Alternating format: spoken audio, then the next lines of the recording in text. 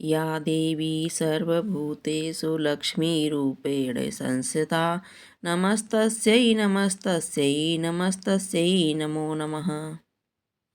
ओम श्री महालक्ष्मी नमः। आप सभी को मार्गशीर्ष के तीसरे गुरुवार की महालक्ष्मी व्रत की शुभकामनाएं। आज आप सुनेंगे माँ लक्ष्मी जी की संपूर्ण व्रत कथा, श्री लक्ष्मी चालीसा पाठ के साथ आरती भी। साथ ही साथ आप जानेंगे कि मार्गशीर्ष मास के महालक्ष्मी व्रत की पूजा विधि। यह व्रत हमें कैसे करना चाहिए, कब से कब तक करना चाहिए। यह व्रत करने वाले स्त्री तथा पुरुष दोनों मन से स्वस्थ एवं आनंदमय होने चाहिए। इस व्रत को किसी भी महीने के प्रथम गुरुवार से शुरू कर सकते हैं। विधि नियम अनुसार हर गुरुवार को महालक्ष्मी व्रत करें। श्री महालक्ष्मी की व्रत कथा को पढ़ें। लगातार 8 गुरुवार को व्रत पालन करने पर अंतिम गुरुवार को समापन करें।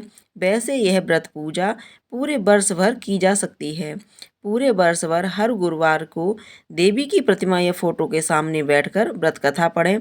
शेष गुरुवार के दिन 8 सुहागिनों या कुंवारी कन्याओं को आमंत्रित कर उन्हें अपनी श्रद्धा के अनुसार दक्षिणा देकर भोजन कराएं।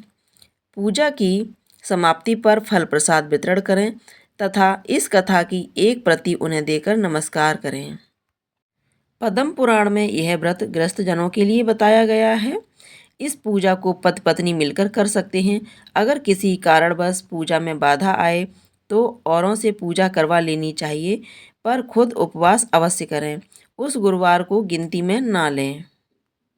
अगर किसी दूसरी पूजा का उपवास गुरुवार को पड़ जाए तो पूजा की जा सकती है। रात में भी पूजा की जा सकती है। दिन में भी उपवास करें तथा रात में पूजा के बाद भोजन कर लें। इस व्रत कथा को सुनने के लिए आप अपने घर परिवार के लोगों को बुला करके बैठा करके और व्रत कथा पढ़ें तथा बाद में आरती करके प्रसाद वितरित करें। यह व्रत अगैन मास के पहले गुरुवार को व्रत शुरू करें तथा अंतिम गुरुवार को उसका समापन करें। अगर माह में 5 गुरुवार आएँ तो 5 गुरुवार को पूजा करें। भारतवर्ष के सौराष्ट्र देश में द्वापर युग की यह कहानी हुई है। सौराष्ट्र में उस समय भद्रश्रवा नाम के राजा थे। वे बड़े पराक्रमी राजा थे। उनकी रानी का नाम सुरथ चंद्रिका था। रानी दिखने में सुंदर और सुलक्षणा थी तथा पतिव्रता थी। उन दोनों को 7 पुत्र तथा उसके बाद एक कन्या का वरदान मिल रहा था।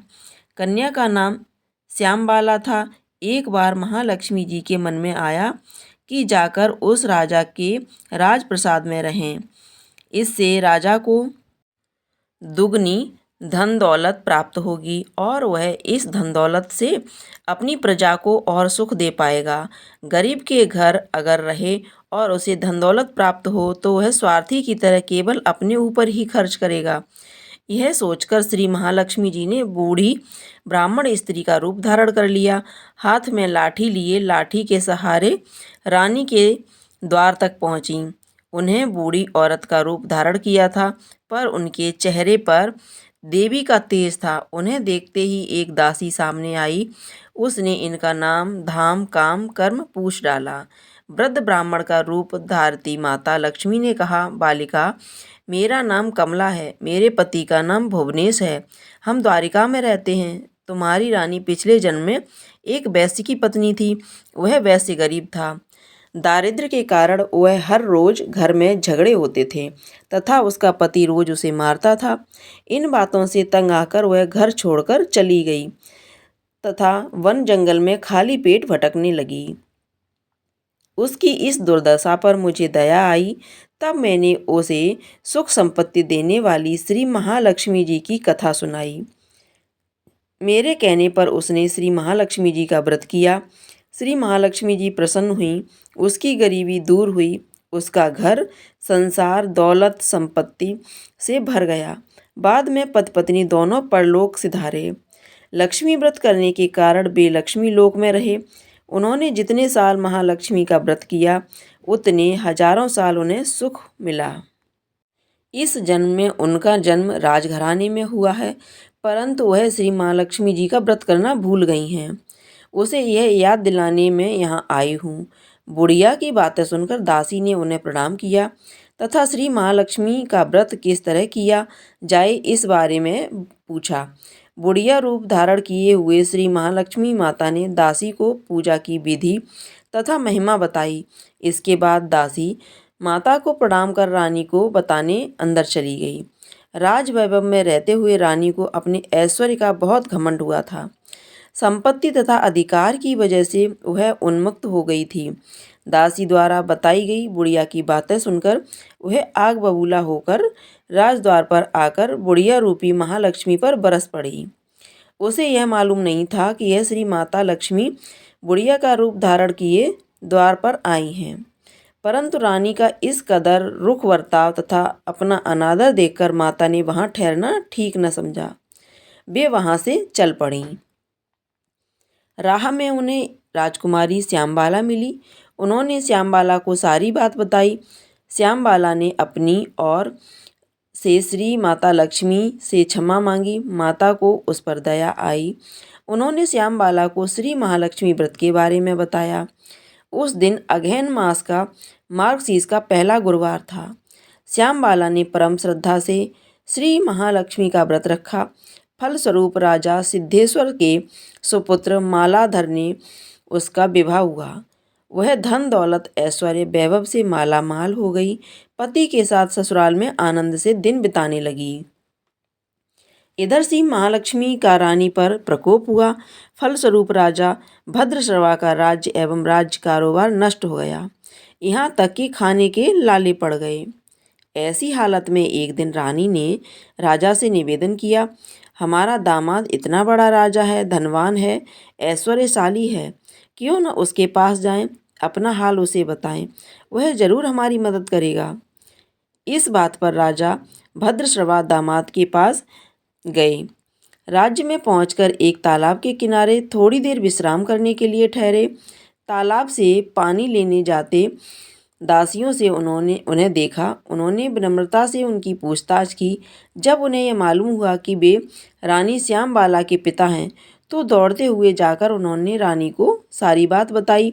रानी ने दासी के हाथ राज परिधान भेजकर बड़े ठाठ बाट से उनका स्वागत तथा आदर सत्कार किया, खान पान करवाया। जब वे लौटने लगे तो सोने की मोहरों से भरा घड़ा दिया।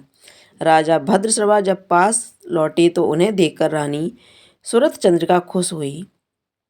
उन्होंने सोने की मोहरों से भरे घड़े का मुंह खोल कर देखा, पर यह भगवान, घड़े में धन के बदले कोयले मिले। यह सब श्री माता लक्ष्मी के प्रकोप से हुआ। इस पर दुर्दशा में और कई दिन बीत गए। इस बार रानी स्वयं अपनी कन्या के पास गईं। वह दिन अगहन मास का अंतिम गुरुवार था।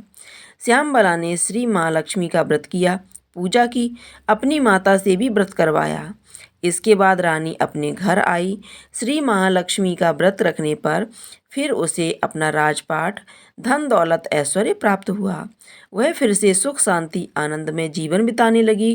कुछ दिनों बाद राजकन्या श्यामबाला अपने पिता के घर आई। उसे अपने घर देखकर सूरत चंद्रिका को पुरानी बातें याद आईं। यही कि श्यामबाला ने अपने पिता को घड़ा भर कोयला दिया था और उसे तो कुछ भी नहीं दिया था। इसी कारण श्यामबाला को पिता के घर आने पर उसका कोई आदर आतिथ्य नहीं हुआ, बल्कि अनादर हुआ। पर उसने इस बात का बुरा नहीं माना। अपने घर लौटते समय उसने पिता के घर से थोड़ा नमक ले लिया। अपने घर लौटने पर उसके पति ने पूछा, अपने मायके से क्या लाई हो? इस पर उसने जवाब दिया, वहाँ का सार लाई हूँ। पति ने पूछा, इसका मतलब क्या हुआ? श्यामबाला ने कहा, थोड़ा धीरज रखो, सब मालूम हो जाएगा। उस दिन श्यामबाला ने सारा भोजन नमक डाले बिना बनाया और परोसा। पति ने खाना चखा। सारा खाना बिना नमक का था, इसलिए स्वाद ही नहीं था। फिर श्यामबाला ने थाली में नमक डाला, इससे सारा स्वाद भोजन में आ गया। तब श्यामबाला ने पति से कहा, यही है वह मायके से लाया हुआ सार। पति को उसकी बात सही लगी। फिर वह दोनों हंसी मजाक करते हुए भोजन करने लगे। कहा गया है कि इस तरह जो श्रद्धा भाव से श्री महालक्ष्मी की पूजा करे, उसे माता की कृपा प्राप्त होती है, सुख संपत्ति शांति प्राप्त होती है, सभी मनोकामनाएं पूरी होती हैं। परंतु यह सब प्राप्त होने पर माता की पूजा को भूलना नहीं चाहिए। हर गुरुवार को व्रत पाठ अवश्य करना चाहिए।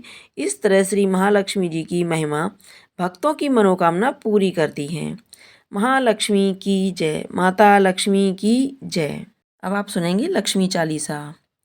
मातु लक्ष्मी करि कृपा करो हृदय में वास, मनोकामना सिद्धि कर परबऊ मेरी आस। सिंधु सुता विष्णु प्रिय नत सिर बारंबार, सिद्धि रिद्धि मंगल प्रदे तन सिर बारंबार। यही मोर अरदास हाथ जोड़ विनती करूं, सब विधि करो सुबास। जय जननी जगदम्बिका, सिंधु सुता में सुमिरो तो ही, ज्ञान बुद्धि विद्या दो मोही। तुम समान नहीं कोई उपकारी, सब विधि पुरबऊ आस हमारी। जय जय जय जगत जननी जगदम्बा, सबके तुम ही हो स्वावलंबा। तुम ही हो घट घट के बासी, बिनती यही हमारी खासी। जग जननी जय सिंधु कुमारी, दीनन की तुम हो हितकारी। बिनबो नृत्य तुम्हें महारानी, कृपा करो जग जननी भवानी। कई विदेश स्तुति करऊं तिहारी, सुध लीजय अपराध विसारी। कृपा दृष्टि चितवो मम ओरी, जगत जननी बिनती सुने मोरी। ज्ञान बुद्धि जय सुख की दाता, संकट हरो हमारी माता। क्षीर सिंधु जब विष्णु मथायो, 14 रत्न सिंधु में पायो। 14 रत्न में तुम सुख राशि, सेवा कियो प्रभु वहीं बिन दासी। जब जब मन जहाँ प्रभु लीना, रूप बदल तहाँ सेवा कीना। स्वयं विष्णु जब नर तनु धारा, लीन्यऊ अवधपुरी अवतारा। तब तुम प्रकट जनकपुर माही, सेवा कियो हृदय पुलकाई। अपनायो तो ही अंतर्यामी, विश्व विदित तिरुवन की स्वामी। तुम सब प्रबल शक्ति नहीं आनी, कह तक महिमा कहो बखानी। मन क्रम वचन करे सेवकाई, मन एक वांछित फल पाई। तज छल कपट और चतुराई, पूजय विविध भांति मन लाई। और हाल में कहो बुझाई, जो यह पाठ करे मन लाई। ताको कोई कष्ट न होई, मन वांछित फल पावे सोई। त्राहि त्राहि जय दुख निवारणी, त्रिविध ताप भव बंधन हारणी। जो यह चालीसा पढ़े पढ़ावे, इसे ध्यान लगा कर सुने सुनावे। ताको कोई न रोग सतावे, पुत्र आदि धन संपत्ति पावे। पुत्रहीन और संपत्तिहीना, अंधवा वारिकोड़ तत्हीना। विप्र बुलाए के पाठ करावे, शंका दिल में कभी न लावे। पाठ करावे दिन चालीसा, तापर कृपा करें गौरीसा। सुख संपत्ति बहुत सी पावे, कमी नहीं काहू की आवे। 12 मास करे जो पूजा, तेई सम धन्य और नहीं दूजा। प्रतिदिन पाठ करे मन लाई, उन सम को जग में नाही। बहुविधि क्या मैं करो बड़ाई, ले परीक्षा ध्यान लगाई। कर विश्वास करे व्रत नेमा, होए सिद्ध उपजय उर प्रेमा। जय जय जय लक्ष्मी महारानी, सब में व्यपति जो गुण खानी। तुमरो तेज प्रबल जग माही, तुम सम को दयालु नाही। मोहि अनाथ की सुधि अब लीजे, संकट काटे भक्ति मोहि दीजे। भूल चूक करी क्षमा हमारी, दर्शन दीजे दशा निहारी। बिन दर्शन व्याकुल अधिकाई, तुम्हें अक्षत दुख सहते भारी। नहीं मोहि ज्ञान बुद्धि है तन में, सब जानत हो अपने मन में। रूप चतुर्भुज करके धारण, कष्ट मोर अब करहु निवारण। कही प्रकार में करो बड़ाई, ज्ञान बुद्धि मोहि नहीं अधिकाई। रामदास अब कहा पुकारी, करो दूर तुम विपत्ति हमारी। त्राहि त्राहि दुख हरणी, हरो बेग सब त्रास। जयति जयति जय लक्ष्मी, करो शत्रुन का नाश। रामदास धर ध्यान नित, विनय करत कर जोर। मातु लक्ष्मी दास पर, करहु दया की ओर। महालक्ष्मी की जय। अब आप सुनेंगे माता लक्ष्मी की आरती। विष्णु प्रिया सागर सुता, महिमा अपरंपार। सुख संपत्ति धन धान्य से, भर दो माँ भंडार। ओम जय लक्ष्मी माता मैया, जय लक्ष्मी माता। तुमको निस दिन सेवत, हरि विष्णु विधाता। ओम जय लक्ष्मी माता। उमा रमा ब्रह्माणी, तुम ही जग माता। मैया तुम ही जग माता। सूर्य चंद्रमा ध्यावत, नारद ऋषि गाता। ओम जय लक्ष्मी माता। दुर्गा रूप निरंजन, सुख संपत्ति दाता। मैया सुख संपत्ति दाता। जो कोई तुमको ध्याता, रिद्धि सिद्धि धन पाता। ओम जय लक्ष्मी माता। तुम पाताल निवासिनी, तुम ही शुभदाता। कर्म प्रभाव प्रकाशिनी, भवनिधि की त्राता। ओम जय लक्ष्मी माता। जिस घर में तुम रहती, सब सद्गुण आता। मैया सब सद्गुण आता। सब संभव हो जाता, मन नहीं घबराता। ओम जय लक्ष्मी माता। तुम बिन यज्ञ न होबे, वस्त्र न कोई पाता। मैया वस्त्र न कोई पाता। खान पान का वैभव, सब तुमसे आता। ओम जय लक्ष्मी माता। शुभ गुण मंदिर सुंदर, क्षीरोदधि जाता। मैया क्षीरोदधि जाता। रत्न चतुर्दश तुम बिन, कोई नहीं पाता। ओम जय लक्ष्मी माता। महालक्ष्मी जी की आरती, जो कोई जन गाता। मैया प्रेम सहित गाता। और आनंद समाता, पाप उतर जाता। ओम जय लक्ष्मी माता। मैया जय लक्ष्मी माता। महालक्ष्मी की जय। माता रानी की जय। आपको यह कथा आरती जानकारी पसंद आई हो तो कमेंट बॉक्स में जा करके माता लक्ष्मी की जय अवश्य लिखिएगा। साथ ही साथ वीडियो को लाइक कीजिएगा, शेयर कीजिएगा। अगर आपने अभी तक हमारे चैनल को सब्सक्राइब नहीं किया है तो चैनल को सब्सक्राइब करके बेल आइकन को अवश्य दबा दीजिएगा, ताकि आप इसी तरह की समय से कथाएँ सुन सकें। धन्यवाद।